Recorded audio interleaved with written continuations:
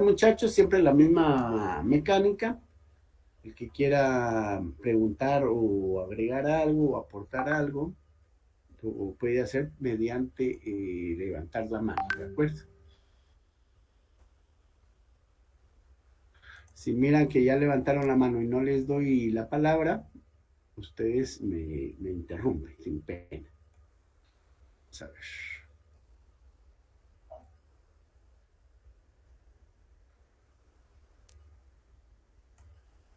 Bueno,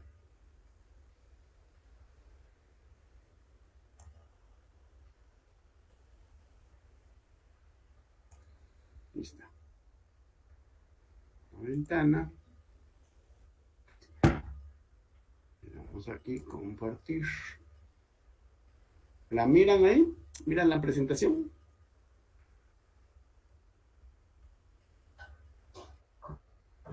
¿Sí la miran ahorita? ¿La miran bien, compañeritos? Sí, doctor. Bueno, esta plática, les repito, algunos de ustedes ya conoció al doctor Carlos Cuyuch, Carlos Cuyuchito, ¿no? Bueno, ya. ¿Hoy? ¿Quién habla por ahí? Sergio, es que siempre. Sí. Va, entonces el doctor Cuyuch es ya jefe de servicio, estuvo ahí de residente con nosotros, muy buen médico, un poco atravesado, pero es buen médico, muchachos, ahí hay que aprovecharlo, los que están ahí con él, exprímanlo, sabe bastante, pregúntenle. Es catedrático de segundo año en la Universidad de San Carlos de Guatemala, y él fue el que preparó esta clase, o se la debe haber pirateado de algún lado, pero bueno, la cosa es que de aquí la vamos a tomar. Vamos a hablar del síndrome X o del síndrome metabólico. ¿Alguno de ustedes leyó algo sobre este síndrome? Sin pena, muchachos. Yo sé que les está costando un poco porque se están adaptando y lamentablemente el hospital está muy lleno y tenemos poca membresía para tanto paciente. Bueno, entonces, síndrome metabólico, síndrome cardiometabólico, como le quieran llamar, entonces va a incluir diabetes mellitus, enfermedad vascular, entre otros, y lo que va a llevar a es un aumento de la morbi y mortalidad desde el punto de vista cardiovascular, ¿de acuerdo? Y entonces dice conjunto de alteraciones metabólicas que confieren mayor riesgo de enfermedad cardiovascular y de diabetes mellitus. Esto quiere decir que este síndrome metabólico nos predispone para la diabetes, para la enfermedad vascular, incluyendo eventos vasculares, cerebrales, eventos cardiovasculares o también hipertensión arterial. La prevalencia de síndrome metabólica en niños y adolescentes de América lo pueden buscar en esta dirección. Ya les digo, ahorita no les he mandado nada porque hasta que me activen en la de Canvas voy a darle chancecito para la otra semana para habilitar los cursos. Si no, se los voy a empezar a mandar al correo. Pueden ver esto. Yo les recomendaría que no se hagan bolas con esta diapositiva porque es de niños. Y nosotros no vemos niños, nosotros ahorita enfóquense en adultos. Entonces tenemos una tabla de epidemiológica para ver cómo estamos con obesidad y si se dan cuenta ustedes, Guatemala pues tiene un alto porcentaje de obesos al momento de este estudio. El síndrome metabólico es un poco bajo, pero sí existe, entonces hay que tenerlo presente. Permítanme. La obesidad comparado con otros países, ustedes se dan cuenta que está un poco alta. Déjenme ver aquí, muchachos. El síndrome metabólico, prevalencia del síndrome metabólico y sus componentes en niños y adolescentes americanos, o sea, en Estados Unidos, clasificación por género, hombres y mujeres. Eso no nos interesa por el momento. Fueron a leer un poco del metabolismo, sí. Bueno, Carlita se nos unió ahorita, ya estamos cabales. Fueron a leer un poquito del metabolismo de los triglicéridos y el colesterol y esas cosas.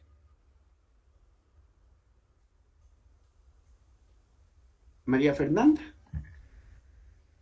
sin pena. No. Sí había leído más o menos algo, pero no fue tan a profundidad. Vale, no, a profundidad, muchachos, porque esto es bien importante. Estamos en el módulo de cardiología y hay que saber bien eso por lo que estamos viendo o vamos a ver más adelante con el síndrome coronario agudo.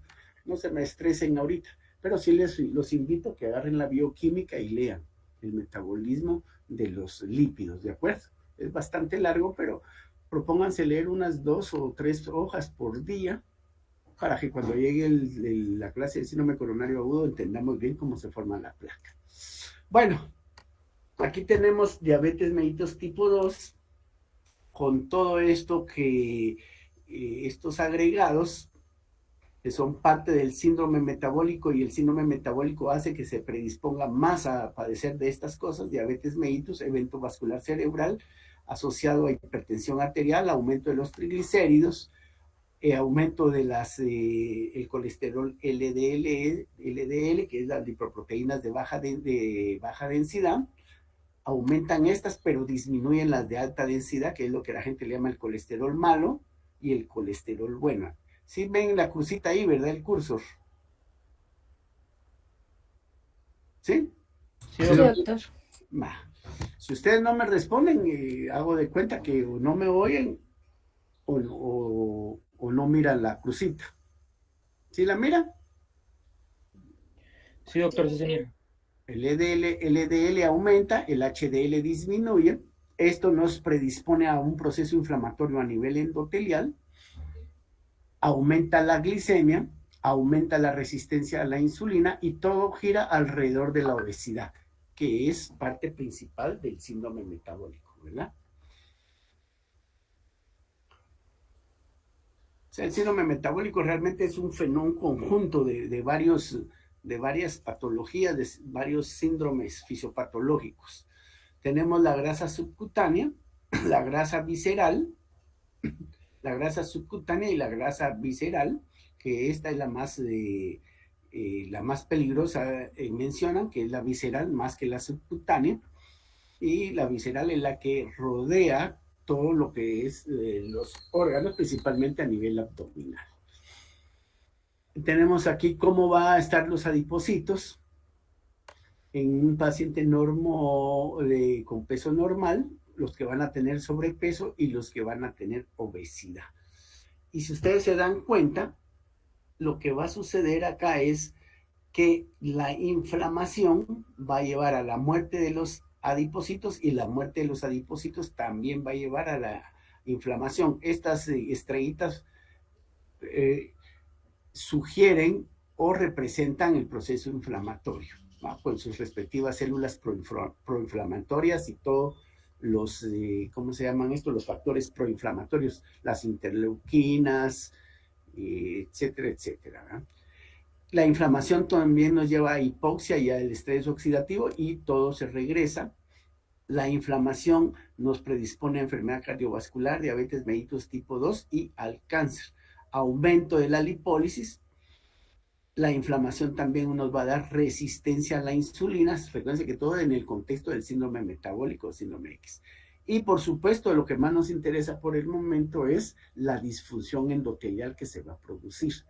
Aquí existe el fenómeno de la arteriosclerosis y de la aterosclerosis, o sea, la aterosclerosis es la acumulación de lípidos a nivel de la pared celular, de la pared vascular, de la pared vascular, principalmente a nivel del endotelio. También la inflamación nos va a aumentar la leptina, la resistina, la adiponectina, los ácidos grasos y bueno, un montón de citoquinas proinflamatorias como el factor de necrosis tumoral alfa, la interleuquina 6, las moléculas de adhesión, etcétera, etcétera, que todo esto predispone más al reclutamiento de macrófagos, que también va a aumentar la inflamación. Hay un bonito artículo sobre inflamación, muchachos. Voy a ver si se los mando también para que lo lean. Aquí tenemos la obesidad, que es lo que nos va a predisponer. Tenemos que la obesidad, ya dijimos que es arriba de ¿cuánto el índice de masa corporal Lindenberg? ¿Cómo dijo Doc? Cuando hablamos, cuando decimos que una persona tiene obesidad, según el índice de masa corporal. No recuerdo, Doc, disculpe. John, Doctor, de 30. arriba de 30. Bueno, entonces hay unas tablas ahí, Lindenberg, y todos los que no han leído sobre obesidad, donde están los parámetros y los valores y los rangos para decir que ya es obesidad. Una persona obesa es aquella que tiene un índice de masa corporal arriba de 30. ¿Qué va a influir en que una persona sea obesa? El ambiente, que va a estar determinado por la dieta y el sedentarismo. Esto ya lo vienen oyendo ustedes desde el primer año. Una dieta excesiva no es tanto de las grasas, sino como los carbohidratos. Recuérdense que el exceso de carbohidratos se va a transformar en lípidos y eso nos va a llevar a la obesidad. Y también el sedentarismo, o sea, las personas como nosotros, si ustedes hacen ejercicio, gracias a Dios, qué bueno, que hagan ejercicio, pero la mayoría de personas a nivel mundial, principalmente en los países subdesarrollados, no hacen ejercicio. En Guatemala hace unos 50 años no existía tanto el problema de obesidad por cuestiones ambientales, sino más que todo por herencia, el gordito de la clase. Pero la mayoría éramos delgados. Todo fue que empezaron a venir las hamburguesas, las pizzas, el pollo campero y entonces empezó a dar el problema.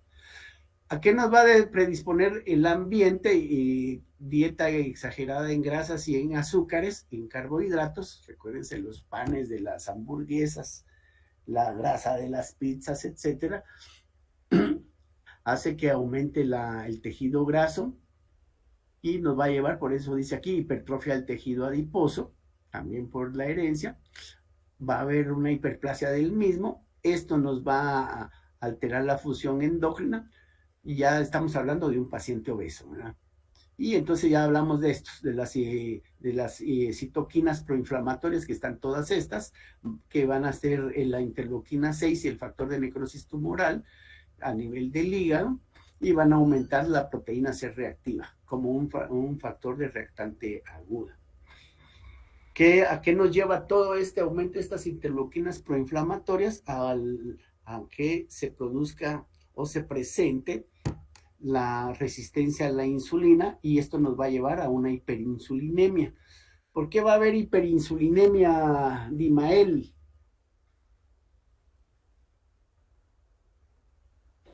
Que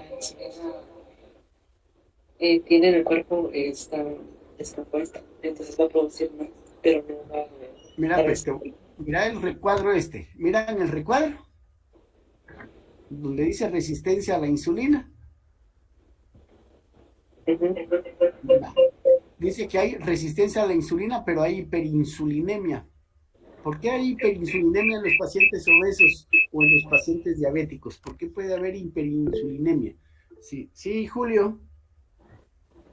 En la obesidad, doctor, es por por el aumento de adipocitos, ¿verdad? Los adipocitos, pues, según la histología, ellos producen la resistina, ¿verdad? Entonces, obviamente, se forma más resistina y aumenta la resistencia a la insulina.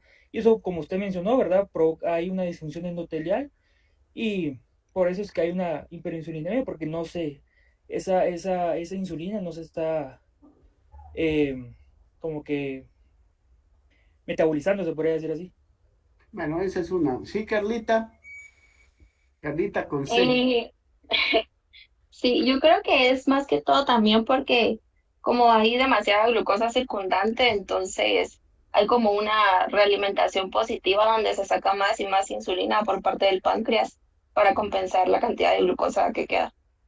Sí, las dos cosas tienen que ver, ¿verdad? Hay aumento de la resistencia a la insulina, que ese es uno de los grandes problemas en el obeso, en las personas obesas. El principal factor de resistencia a la insulina o a los hipoglicemiantes orales es la obesidad.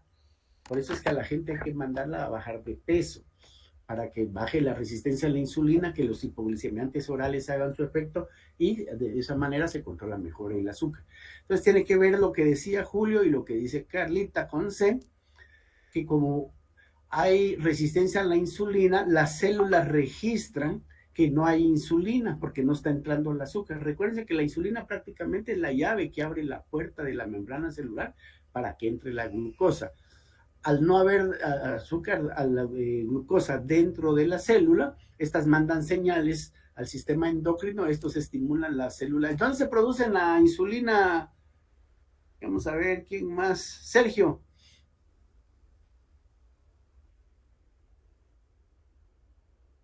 En las células beta de Langerhans de páncreas o en las células beta. ¿Qué otras células hay en el páncreas Lindenberg?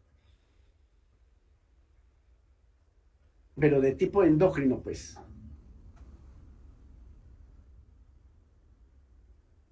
No sabría decirle, Doc. Y ya, bueno, el páncreas tiene dos funciones, una endocrina y una exócrina, ¿de acuerdo? La parte exócrina, pues, son los acinos pancreáticos que van a producir quimiotripsina. Permítanme un segundo, muchachos, no me cuelguen.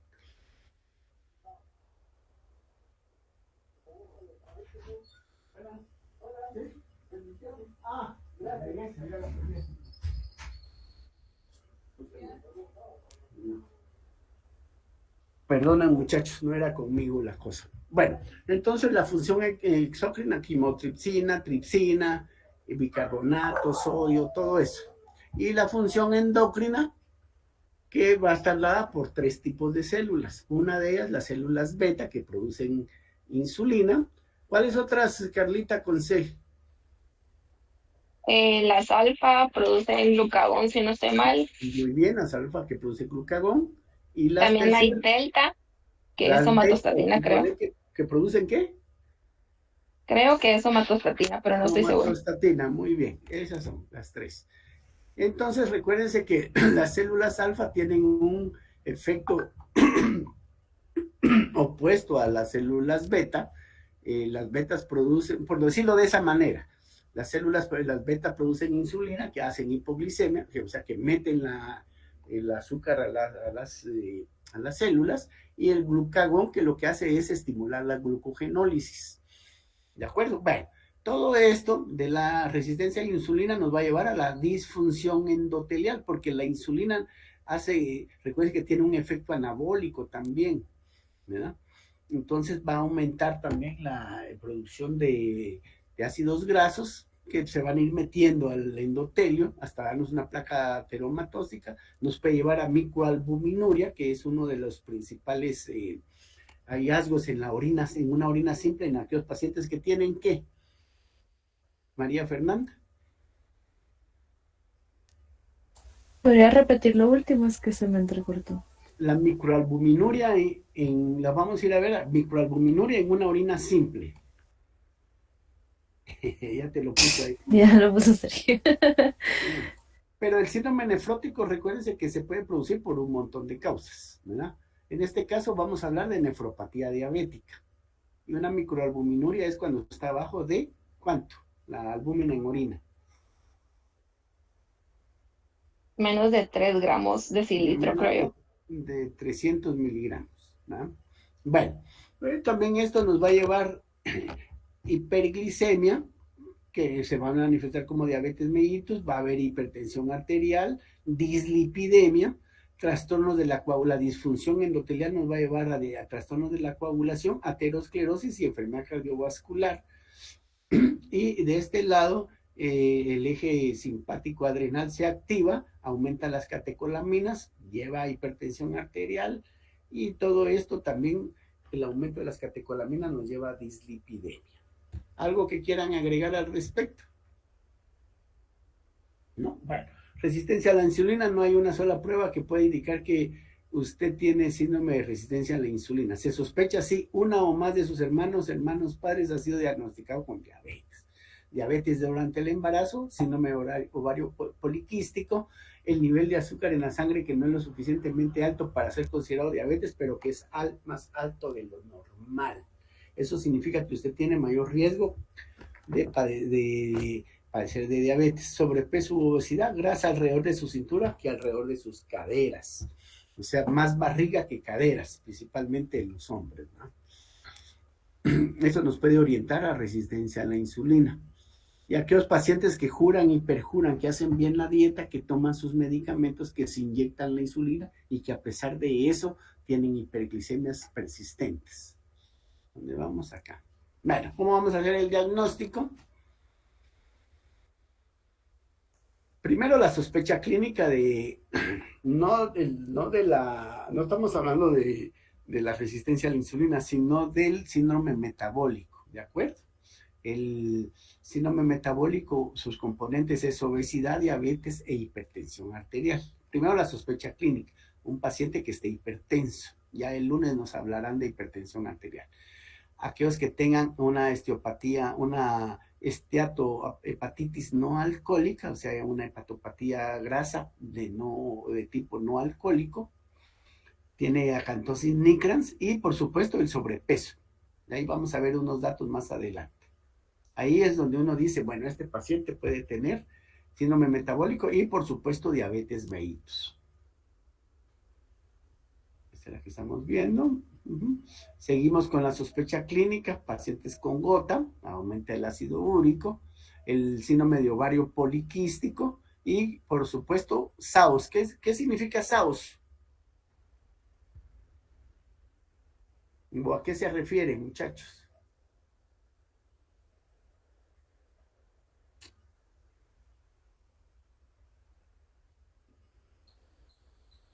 ¿A qué creen que se refiere SAOS? Exactamente, síndrome de apnea del sueño. Entonces, los pacientes obesos regularmente disminuye aumenta la grasa a nivel del cuello, eso hace que disminuya, digamos, de esa manera la capacidad de meter aire. ¿Han oído ustedes hablar han oído la palabra malampati? ¿Sí? ¿A qué se refiere? Carlita. Si no estoy mal, es una escala para ver qué tan fácil es intubar a un paciente. Exacto. ¿Y qué es lo que miran? Se mira, creo que las amígdalas, las fauces, si se Exactamente. puede visualizar la uvea, ahí tiene 4 grados. Exacto. Cuando ya no la miras, es porque es el grado 4. Muy bien. Entonces, los pacientes obesos o la gente obesa como yo, barrigona, afortunadamente no padezco de diabetes ni presión alta, tenemos predisposición a padecer la apnea del sueño. Bueno, entonces el síndrome metabólico, según la ATP3, tenemos obesidad central.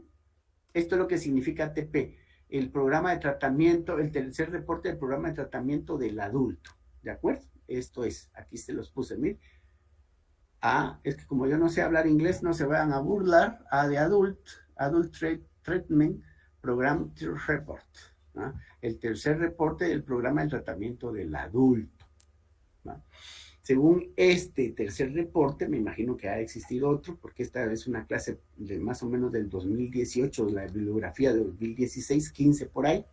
Entonces tenemos que ver la obesidad central, si hay hipertensión, si hay glicemias elevadas, el colesterol HDL y los triglicéridos. Ya con más de 3 criterios de estos, ya podemos decir que el paciente puede tener síndrome metabólico. ¿Cómo vamos a ver la obesidad central? ¿Cómo se mide es de acuerdo a la circunferencia abdominal? ¿Cómo se mide la circunferencia abdominal? Eso es bien importante. ¿A qué nivel lo mido? Vamos a ver los que no he visto. Quiero ver quiénes son. Vamos a ver. Esteban, ¿estás por ahí, Esteban? Sí, doctor. Vaya. ¿Cómo mido la circunferencia abdominal? Es cabal, pues, tomando de referencia el ombligo. Exacto, a nivel del ombligo, más o menos en ¿qué? segunda o tercera vértebra lumbar, más o menos. Ahí. Entonces lo miden. Vamos a hablar de obesidad central en hombres cuando la circunferencia abdominal tiene más de 102 centímetros. Y en mujeres más de 88 centímetros. Eso varía dependiendo de la escuela que ustedes lo miren, pero en términos generales esto. En hombres más de 102 y en mujeres más de 88 centímetros de cintura. Hipertensión arterial mayor de 130 la sistólica y mayor de 85 la diastólica. Por supuesto, milímetros de mercurio. Unas glicemias elevadas arriba de 100 miligramos por decilitro o que está en tratamiento. Un colesterol HDL, o sea, las lipoproteínas de baja densidad menor de 40. Más o menos nos explicó Julio a grandes rasgos lo de cómo funciona el colesterol bueno para darnos que es un protector cardiovascular. Y triglicéridos abajo de 150 miligramos o en tratamiento. Esto quiere decir que a pesar del tratamiento, tanto la diabetes o la intolerancia a la glucosa o los triglicéridos están en tratamiento, estos persisten arriba de estos valores, uno ya piensa que el paciente tiene síndrome metabólico siempre y cuando tenga más de 3 criterios. ¿Estamos claros con eso, muchachos? Bueno, ya el síndrome metabólico en varones, otra tabla, otra forma de decirlo, según el grupo étnico, varones y mujeres. Entonces esto es el perímetro abdominal, este es otro cuadro que les decía, en varones arriba de 94, en mujeres igual o arriba de 80. Esto va a ser para los europeos, los africanos, Oriente Medio, Oriente y Oriente Medio. Y aquí tenemos otros valores, va a depender del grupo etario y también de la raza y del país donde estemos, del área. ¿Se recuerdan cuando hablamos de hipertensión arterial, de factores de riesgo cardiovascular? El martes hablábamos de regiones. Está en la región de las Américas, que son subregión A, subregión B y subregión D. Cada una de esas subregiones se refiere a países. La A es Canadá, Estados Unidos, México y por ahí va la cosa. Ahí está la tabla. Y aparte está la región europea y la africana y más o menos se aplica esto también. Y por supuesto los japoneses. Y otros valores, los niveles de triglicéridos en ayunos, lo que dice arriba de 150 miligramos por 100 mililitros, o sea, un decilitro, o uso de fármaco. Y aquí lo estamos viendo, ¿no? Presión sanguínea sistólica arriba de 130, la sistólica, diastólica arriba de 85, y si también está usando medicamentos, de igual manera la glicemia. Efectos del síndrome metabólico, y se dan cuenta ustedes aquí que lo ponen como una bomba, ¿verdad? Porque realmente el síndrome metabólico nos predispone para enfermedad cardiovascular. Bueno, tenemos predisposición genética, factores ambientales, sedentarismo y obesidad central. Ya definimos cómo se va a medir la circunferencia abdominal y cómo se va a definir obesidad central. En mujeres arriba de 103 centímetros, en hombres arriba de 103 y en mujeres arriba de 88. Y elevaciones mínimas de factores de riesgo, todo nos va a llevar a enfermedad cardiovascular. Este es el problema realmente de ¿cómo se llama? De padecer un síndrome metabólico. Se elevan los factores de riesgo más allá de los umbrales formales, dice que nos aumenta aún más el riesgo cardiovascular. Y por último, esto desarrollan diabetes tipo 2 o ya la pueden traer y se asocia. Y esto nos va a llevar a complicaciones propias de la diabetes, las principales nefropatía, neuropatía y retinopatía. Los mismos cambios endoteliales que van a ver ustedes en un paciente a nivel renal, los van a encontrar a nivel de los vasos sanguíneos de los nervios y de la retina y del cerebro. Aquí tenemos el síndrome metabólico y enfermedad vascular. Esta es una revisión que se hizo en el 2005. Ahí está la bibliografía, la referencia, por si la quieren ver cuando ya les suba yo el cuadro. No es el único, hay más todavía. Seguimos con lo mismo, otras más. Y bueno, en fin, hay varios estudios que hablan sobre el síndrome metabólico. ¿Qué se va a afectar aparte de los riñones, los nervios y la retina? Pues el hígado. El hígado se torna en un hígado graso. Cuando hablamos de hígado graso, lo que hay que hacer es ir a leer el metabolismo de los ácidos grasos libres. ¿Qué es lo que sucede? Por ejemplo, con aquella persona alcohólica que bebe y bebe y solo bebe, todo el metabolismo de producción de proteínas que normalmente se lleva en el hígado se desvía porque no consume proteína el individuo alcohólico o la persona que está solo bebiendo, hombre o mujer, y entonces se activa todo la glucogenólisis, la cetogénesis y todo eso, y a la larga nos lleva a la producción de hígado graso, y es más o menos el mismo proceso fisiopatológico para el paciente desnutrido.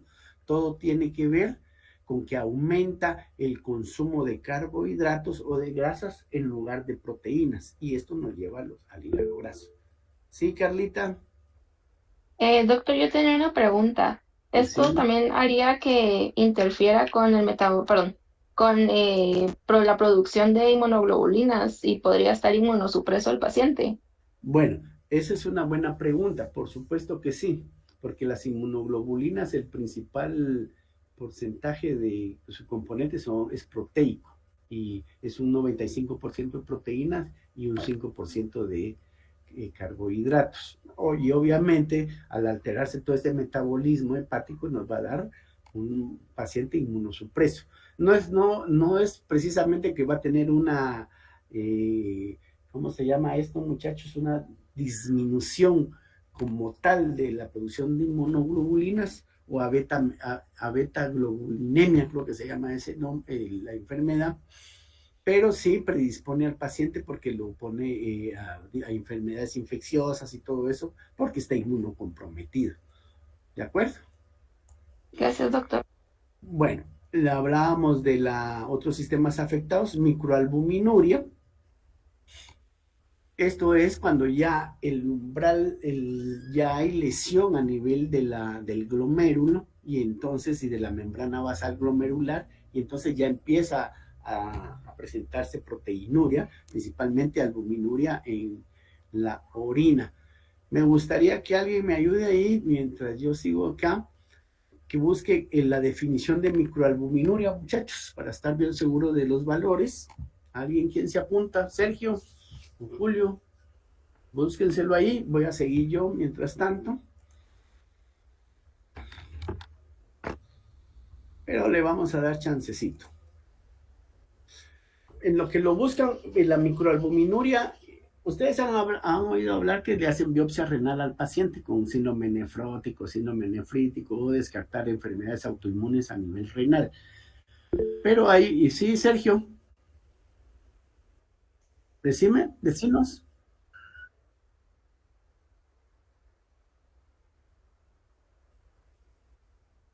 Las 300. Exacto.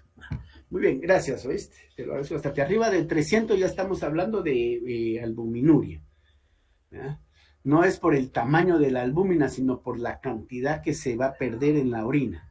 Porque cuando uno piensa en microalbuminuria, piensa en una molécula de albúmina chiquita. No, se refiere a la concentración. Gracias, Sergio, ¿oíste? Entonces, cuando uno hace un examen de orina, no solo tiene que buscar los leucocitos, sino que tiene que buscar proteínas, glóbulos rojos, glóbulos blancos y los cilindros. Si yo tengo una microalbuminuria o tengo albuminuria, eso quiere decir que ya hay daño en la membrana basal glomerular secundario a la diabetes. De hecho, el mes pasado los del grupo que presentaron nefropatía diabética hicieron una bonita exposición de la misma. De repente se las mando para que se hagan una idea de ustedes. Bueno, ¿cuál va a ser el tratamiento del síndrome metabólico? Obviamente ponerse a dieta, muchachos. Y ahí vemos bien su vasito de McDonald's, 2 niños gorditos. Y ustedes están muy predispuestos a eso porque Cuando están de turno se van a McDonald's a comprarse una su hamburguesa o su hash brown, no sé cómo se llaman esas charadas, y empiezan a comer mal, lo que les decía ¿cómo se llama? El martes. No solo se trata de ponerse a dieta, sino que se trata, al decir ponerse a dieta, no se trata de decir, ya no voy a comer hamburguesas, ni pizzas, ni pollo campero, ni nada de eso, sino que se trata de hacer una dieta saludable. ¿Cuáles son los 3 tipos de alimentos que existen, Esteban?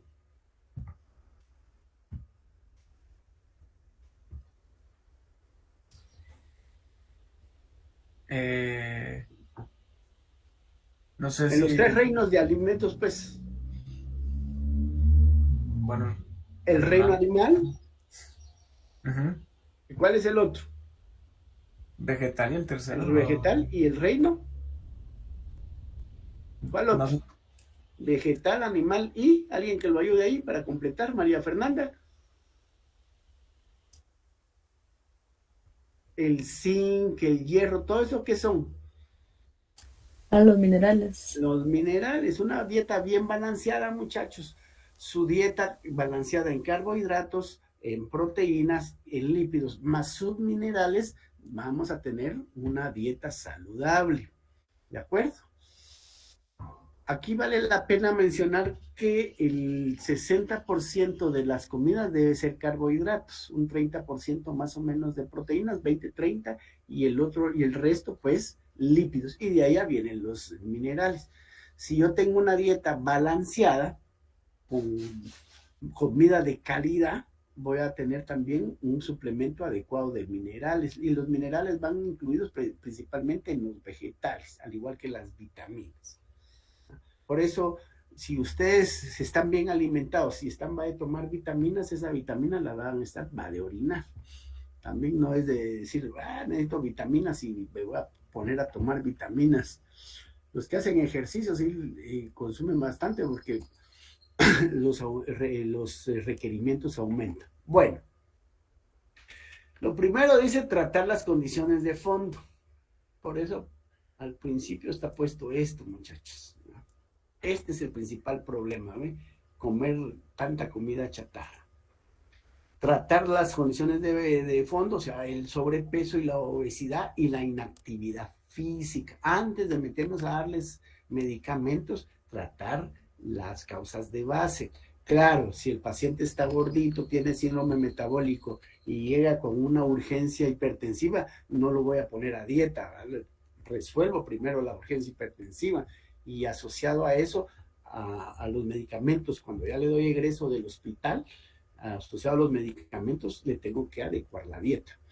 Este es un problema también porque recuérdense que la gente que nosotros miramos en el instituto es gente trabajadora.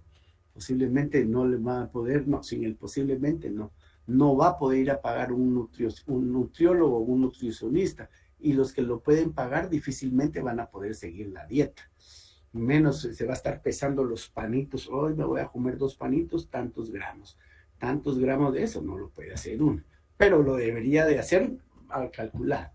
Tratar los factores de riesgo vascular, esto se refiere a controlar la diabetes, la hipertensión arterial, etcétera, etcétera. Dieta, una dieta mediterránea, que aquí está: frutas, vegetales, frutos secos, granos, aceite de oliva, lo que les acabo de decir, una dieta balanceada en reino animal, vegetal y mineral. Buena cantidad de carne, buena cantidad de sus vegetales, etcétera, etcétera. Una dieta DASH, que quiere decir una ingesta de sodio más o menos de 2.4 gramos de sodio, y la fibra, baja de los triglicéridos, baja la presión diastólica y la glucosa en ayunas. Y una dieta a base de alimentos con bajo índice glicémico, corrigen la glicemia y la dislipidemia. ¿Qué es el índice glucémico de un alimento, muchachos? ¿No lo habían oído antes? ¿Sí, Julio? Si no estoy mal, doctor, el índice glicémico es cuánto se tarda ese alimento en ser metabolizado con respecto a la glucosa. Si no mal recuerdo, las frutas tienen Es que creo que vamos a ver, creo que las frutas tienen un índice glicémico alto porque duran más tiempo en el metabolismo, entonces da menos hambre. Y los alimentos que tienen un índice glicémico bajo duran menos en el metabolismo, así como los lípidos, entonces da más hambre. Entonces por eso Ajá. recomiendo estar comiendo frutas y alimentos con un índice glicémico alto para que se ingieran menos cantidad de ese alimento, ¿verdad? Ujú. Es eso. Realmente es la cantidad de glicemia que nos va a dar un alimento en relación a un alimento de referencia. Algunos ponen un valor de 50 gramos por ahí y eso es a lo que se refiere. Un alimento alto con un índice glicémico alto quiere decir que tiene mucha glucosa. Entonces hay que bajarlos y todo eso, ¿de acuerdo?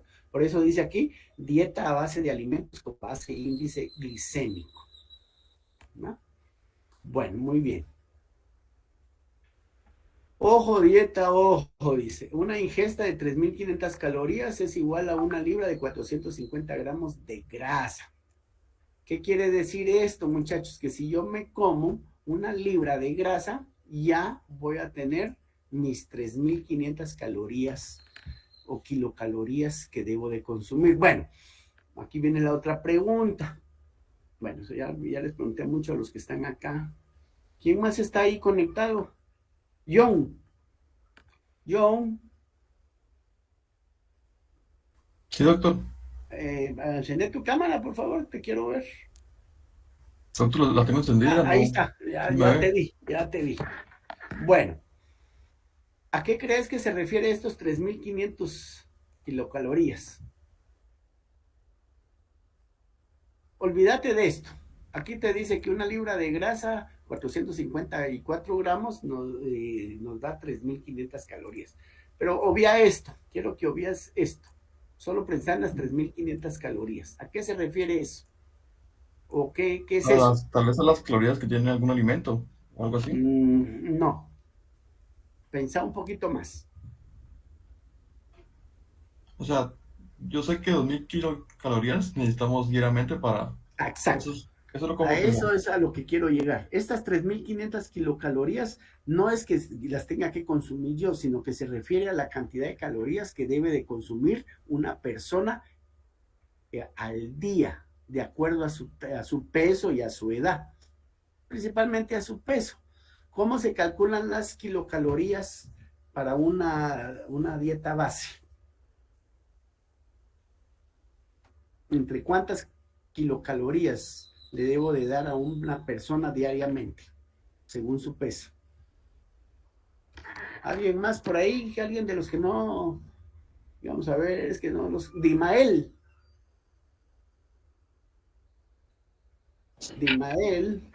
encender tu cámara, ahí está.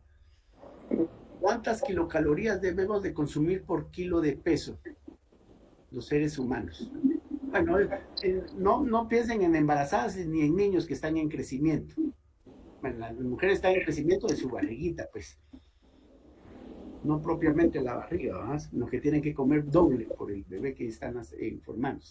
Pensemos en un adulto, término medio, hombre o mujer que no está embarazada.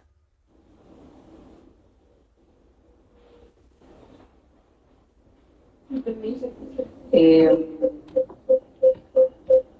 Es un parámetro. Bueno, ¿no te recordás? Carla. Creo que era dentro de 9 kilocalorías. No, tú estás confundiendo las kilocalorías que se producen por cada gramo de cada sustancia. Eso vamos a hablar ahorita. Bueno, alguien que se tire al agua a decir cuántas kilocalorías o calorías debe de consumir una persona promedio, no un atleta, una persona promedio por día y por kilo. ¿Alguien ahí? María Fernanda. Bueno, Tal vez unas 2.800 2000, doctor. pero eso ya es en términos generales. de Distribuidas consumir. por peso. Deben de consumir entre 35 a 45 kilocalorías por kilogramo de peso. ¿Tienen una calculadora ahí a la mano? el que sea, no importa, el que primero tenga que me diga. ¿Ya? ¿Ya tienen una ahí a la mano? Va. Sí, doctor. Vamos a suponer un promedio de peso de 60 kilogramos. Y eso lo voy a dar a un promedio de calorías de 40. 35 más 45, 80. Dividido entre 2, voy a dejarlo en 40 kilocalorías por kilogramo y me da 2.400 kilocalorías. ¿Sí?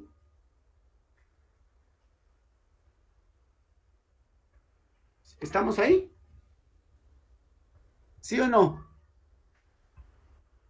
No, no, María Fernanda, ¿no cree? No, yo no, me perdí. Podría explicar otra vez. No, mira, pues, vamos a suponer el peso promedio de una persona. Las calorías que yo le debo de dar a una persona adulta, no estoy hablando de niños ni de mujeres embarazadas. En promedio, las calorías que le debo de dar es entre 35 y 45 kilocalorías por peso. No estoy hablando que le debo dar tanto de proteínas, tanto de grasa, tanto de carbohidratos. No, solo el total de las kilocalorías que le debo dar por kilo de peso al día. Hoy sí ya me di a entender. ¿Todos entendimos ahí? Y si yo tengo un paciente de 60 kilogramos de peso promedio, y entonces le saco un promedio de las kilocalorías de 40 por 60 me da 2.400. ¿Ya me di a entender, María Fernanda? Va. Eso quiere decir que una persona promedio que no hace ejercicio, que solo es para mantener su metabolismo basal, ir al trabajo, caminar, respirar, que late el corazón, que mueva las manos, etcétera, va a necesitar 2.400 calorías.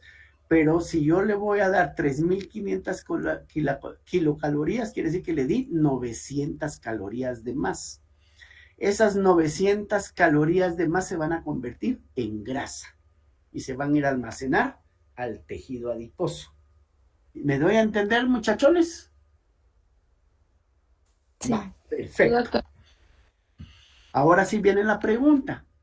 Estas kilocalorías que yo le voy a dar a un paciente las tengo que distribuir en los 3 tipos de alimentos: carbohidratos, proteínas y lípidos. ¿De acuerdo? 60% de esas calorías corresponden a carbohidratos, un 30% a proteínas y un 30% de proteínas y un 20 y 10, o 15 o 10% de lípidos. Y ahí va distribuida.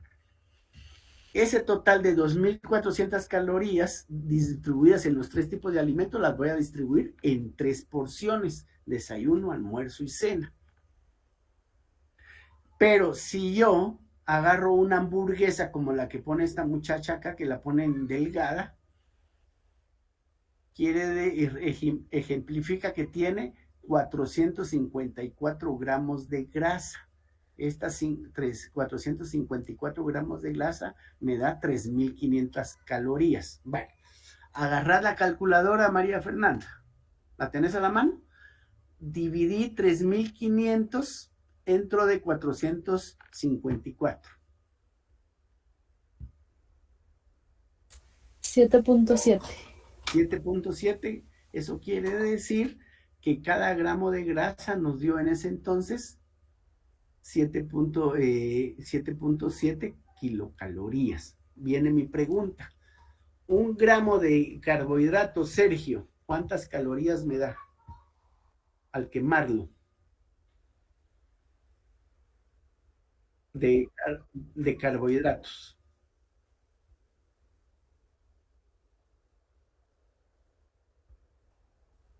Recuérdense la bioquímica. Exactamente. Un gramo de carbohidrato nos da 4 calorías. Un gramo de grasa, ¿cuántas calorías nos da? No. ¿Seguros?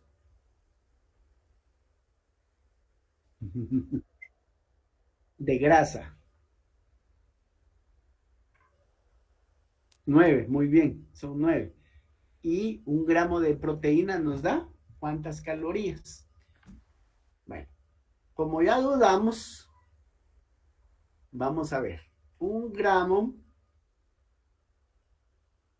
un gramo de proteínas, ¿cuántas calorías tiene? Aquí está. Exacto. Los macronutrientes son los hidratos de carbono que nos dan 4 calorías, un gramo de carbohidratos. Un gramo de proteína nos da 4 kilocalorías y un gramo de lípidos nos da 9 kilocalorías. O sea que este dato aquí está malo, ¿verdad? Muy bien, Sergio. Eso que no se les olvide. Un gramo de carbohidratos, 4 kilocalorías. Un gramo de grasa, 9 kilocalorías. Y un gramo de proteínas, 4 kilocalorías. ¿Sí? Bueno, no los he hecho bolas con tanta palabrería, ¿no? Bueno, quiere decir que yo, si peso 60 kilogramos, debo de comer una comida distribuida en carbohidratos, proteínas y grasas más sus respectivos minerales y que me proporcionen 2.500 kilocalorías. Lo que yo coma de más, eso se va a ir a convertir en grasa. Dicho de otra manera, les voy a poner un ejemplo. El sábado que los inviten a ustedes a una piñata y se comen un pedazote de pastel, que es puro carbohidrato, hagan el cálculo, lo pesan y les van a dar unas 1.000 kilocalorías. Eso ya se lo tienen que descontar a los 2.500 que deben de consumir. Vamos a suponer que en el desayuno del sábado ustedes se comieron 500 calorías, pero en la fiesta que se comieron el pedazote de pastel, pero como estaba muy rico el pastel, se comieron 2 pedazotes y entonces ahí ya pusieron 2.000 kilocalorías más 1.000 kilocalorías de la mañana, ya no tienen derecho a comer, ya se pasaron 600 kilocalorías, o sea que ya no deberían de cenar, pero en su casa van a llegar a cenar. Entonces, a eso es a lo que me refiero, ¿de acuerdo? Entonces dice una restricción diaria alrededor de 500 calorías equivale a la pérdida de 1 libra por semana. A poner a la gente a dieta, enseñarle a la gente a comer prácticamente. Bueno, en Guatemala primero habría que darle comida a la gente, a los trabajadores, porque tanto ustedes como yo somos privilegiados, no solo por el hecho de ser estudiantes universitarios, sino por el hecho de que podemos comer los 3 tiempos. Hay gente que apenas come, pues. Bueno, sí, Sergio.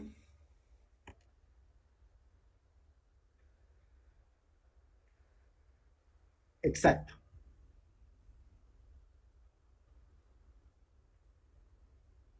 Exacto, ¿no? Más o menos así. No, no es exacto, pero esa es la idea. El 60% de carbohidratos de las kilocalorías que debemos consumir al día debe ser carbohidratos. Después se pelean las proteínas con las grasas, en unas 20, otras 20, bueno, eso va a depender, bueno, también va a depender, si es un atleta, va a necesitar más proteína que grasa, pero los carbohidratos sí debe ser 60%. ¿De acuerdo?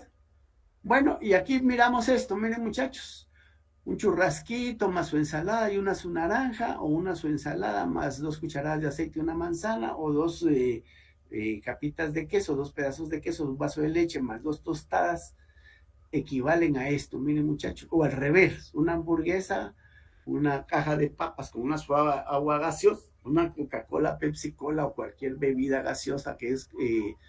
ustedes consuman va a corresponder a esto. Miren, un menú fast food, dice, de grasa igual a 1.300 calorías, va a ser igual a 2.5 comidas, igual a 1.340 kilocalorías. No solo nos va a dar mucha caloría esto, sino que también es comida chatarra, no es como comer comida natural. Seguimos acá, otros ejemplos. Fuentes de fibra insoluble, semillas de plántago, frutas, cereales, verduras, legumbres, etcétera, etcétera.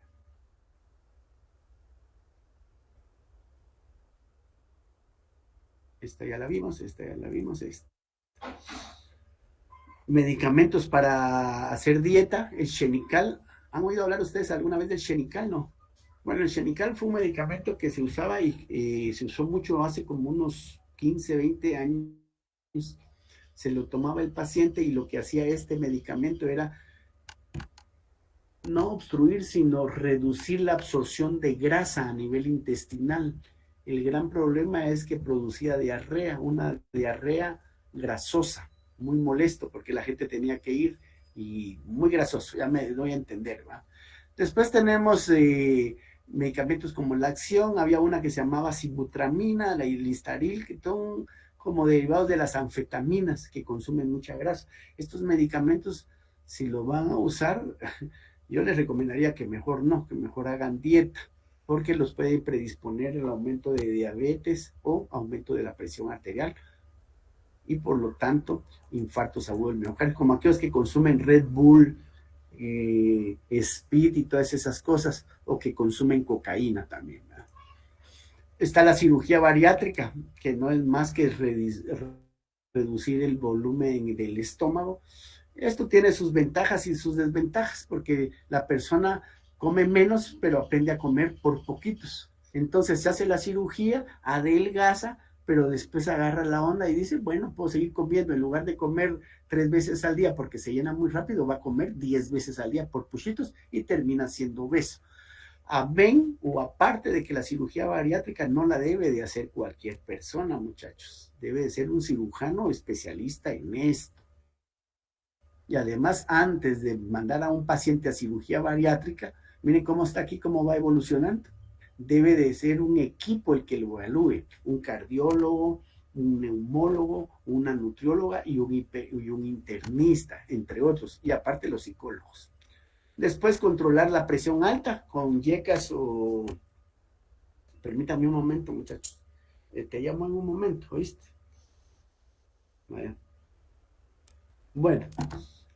YECAS o ARS, inhibidores de la enzima convertidora de la angiotensina o agentes antagonistas de los receptores de angiotensina 2, ¿verdad? Eso lo vamos a ver cuando miremos hipertensión arterial.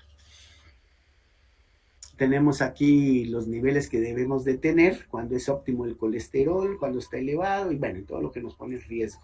Otros resultados que no vienen a la parte. Bueno, en conclusión, el mejor tratamiento del síndrome metabólico se basa en la prevención, control de factores de riesgo, cambios de estilos de vida y todos de muy fácil aplicación para la población con el objeto de prevenir complicaciones. ¿Preguntas? ¿Comentarios?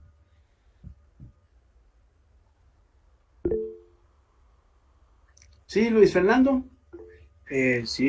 Buenas tardes, doctor. Con respecto a lo que mencionaba de los medicamentos, para hacer lo que es la dieta, prácticamente los medicamentos tanto del Xenical y la acción y lo que es el Listaril, entonces no son tan recomendables para los pacientes que quieran bajar lo que es de peso y estarían propensas a tener lo que es un aumento de diabetes o hipertensión. Lo que mencionaba sobre por la adrenalina podría ser. Entonces, ¿cuál es su pregunta?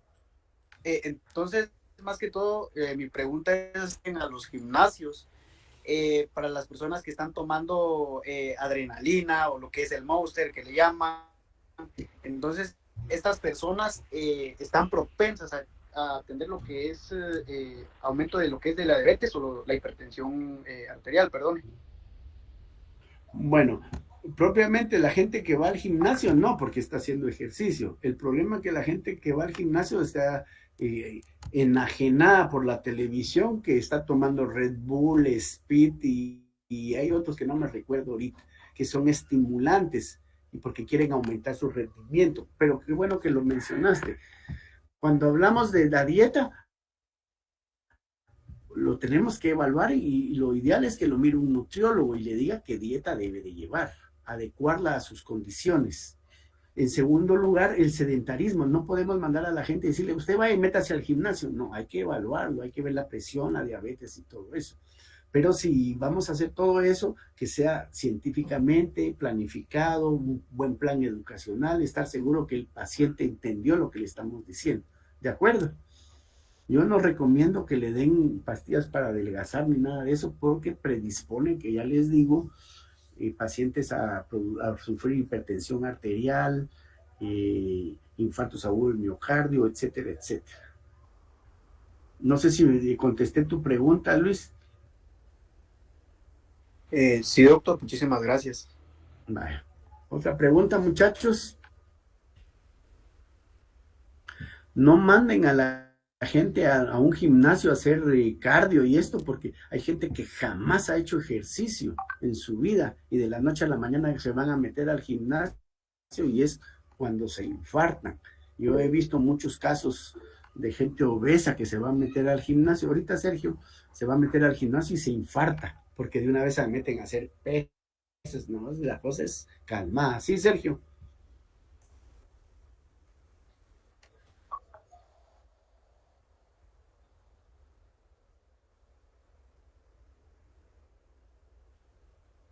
Sacarina. Sacarina, Esplenda y todo eso. Esta es una buena pregunta, vos. Bueno, mira, todas estas son, como te dijera yo, los sustitutos de la azúcar, de la sacarosa. Te mentiría si te digo que he visto o he analizado un estudio que digan, bueno, la sacarina es mala o es buena. No te podría contestar esa pregunta, ¿verdad? Eso, honestamente, es muy buena pregunta la tuya, pero no tengo la respuesta.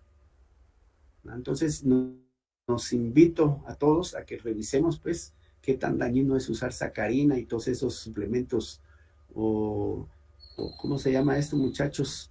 En lugar del azúcar. ¿Cuál es el nombre? Bueno, derivados o no antagonistas, sino que similares del azúcar, pues, de la sacarosa. Sustitutos, creo. Sustitutos, gracias, esa es la palabra. Sustitutos del azúcar. Yo no he visto ningún paciente que use sacarina que se haya muerto por usar sacarina, pero algo científico no he leído. ¿Otra pregunta, muchachos? ¿No? Bueno, entonces les voy a mandar ese correo para que miren lo de la, ¿cómo se llama? Para que miren lo de cómo asignarse o habilitar sus cursos. Y nos vemos mañana a las 5 para hablar de urgencia hipertensiva y de emergencia hipertensiva, ¿de acuerdo? Nos vemos, feliz tarde. Feliz tarde. Feliz tarde, Feliz tarde, doctor, doctor. gracias. Buenas tardes. Gracias.